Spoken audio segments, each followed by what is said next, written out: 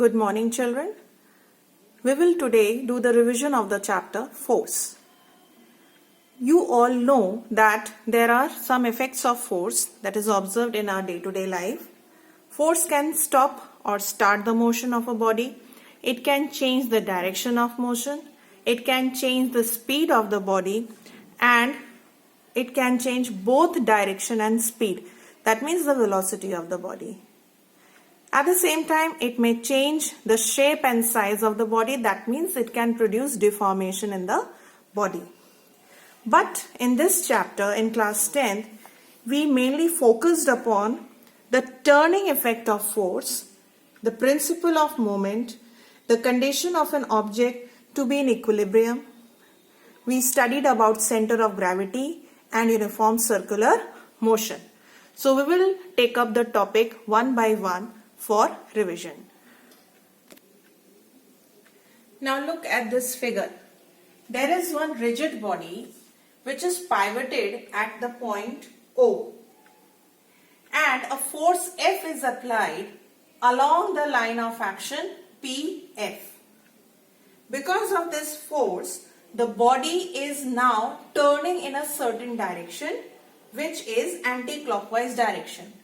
That means this force is not able to produce linear motion in the body.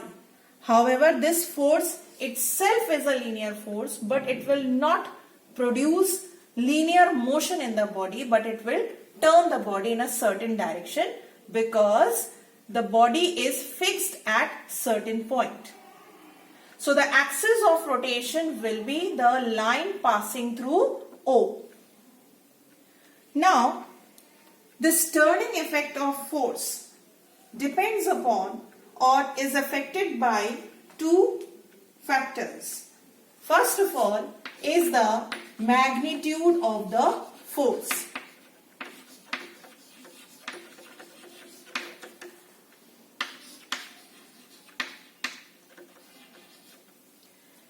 The greater the magnitude of the force applied, the more will be the turning effect.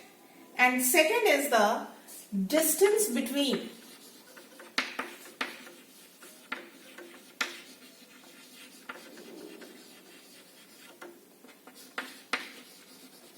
point of application of the force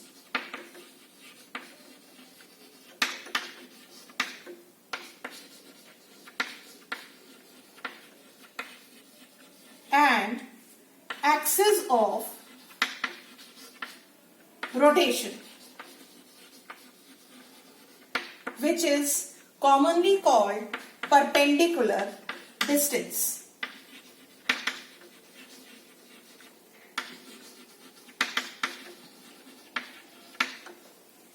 These are the two factors which affect turning effect in a body. Now, as I've told you just now, and you must have prepared already, that the turning effect of the force depends upon the magnitude of force. That means the greater the magnitude, the more will be the turning effect. However, the greater the perpendicular distance, the lesser will be the force that you will have to apply to produce the same turning effect. And this distance OP right now is the perpendicular distance as per the diagram. So these are the two factors which affect turning effect of a body. Hence, the turning effect or moment of force can be given by the formula force into perpendicular distance. So that is the formula of turning effect of force. Let us denote it by M, which is also known as moment of force, which is equal to the applied force multiplied by perpendicular distance. So the SI unit of moment of force is Newton meter, while the CGS unit is dyne centimeter.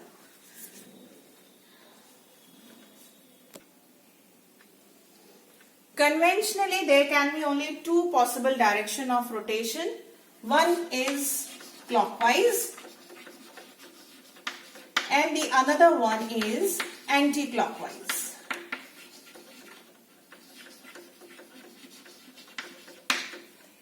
Now it has been found that if the body turns in the clockwise direction, then the moment of force is a negative value, while if the body turns in the anti-clockwise direction, then the moment of force is positive in value.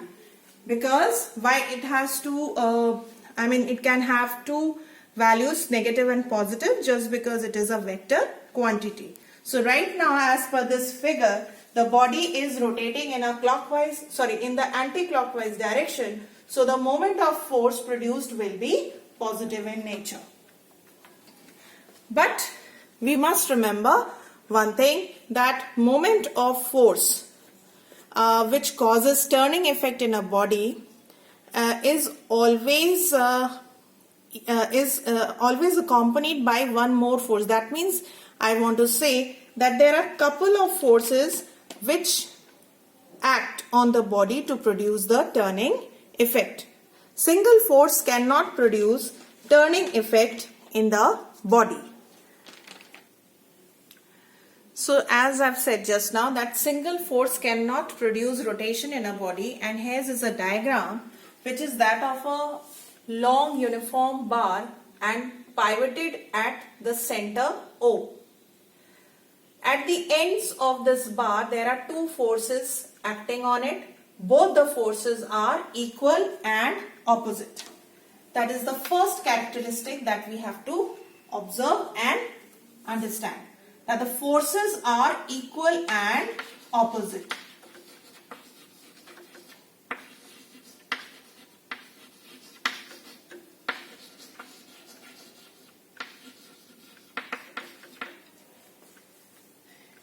They are equal and opposite, and they are acting on this bar. These two forces will produce turning effect. And as you can observe, apart from being equal and opposite, they are also parallel to each other.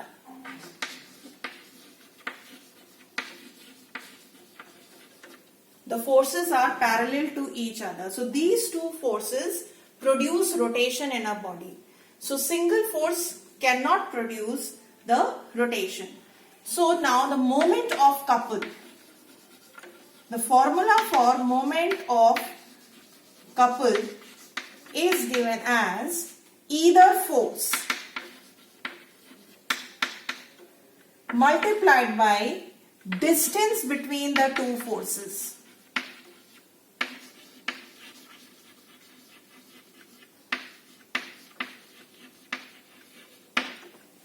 That means the distance AB. This distance, which is also known as couple arm, this multiplied by the either of the forces will give you moment of couple.